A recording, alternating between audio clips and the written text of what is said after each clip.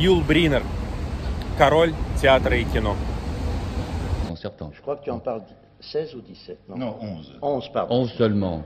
Seulement, oui. Il vous flattait. Il vous flattait. Et est-ce que dans le film, vous allez parler russe? Oui, entre autres, oui. Russe, français et anglais. Et vous serez sous-titré?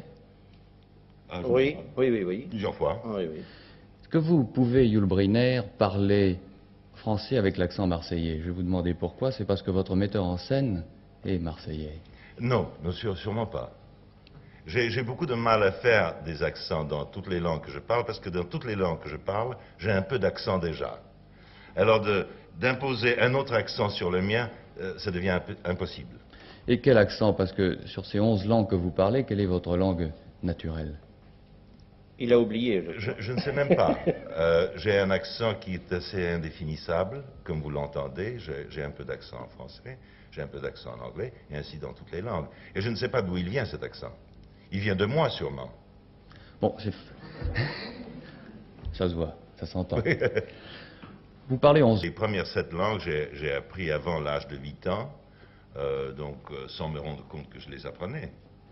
Après ça, il a fallu que je travaille vraiment pour apprendre le français, et plus tard le russe, et plus tard l'anglais, qui étaient les 3 langues les plus difficiles pour moi, et celles qui restent le plus solidement dans ma mémoire.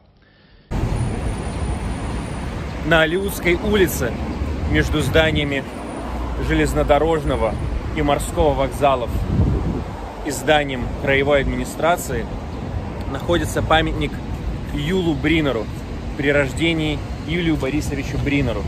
Голливудский актер родился и прожил первые годы своей жизни здесь, во Владивостоке, в этом доме, в доме своего дедушки, выходца из Швейцарии, большого искателя приключений.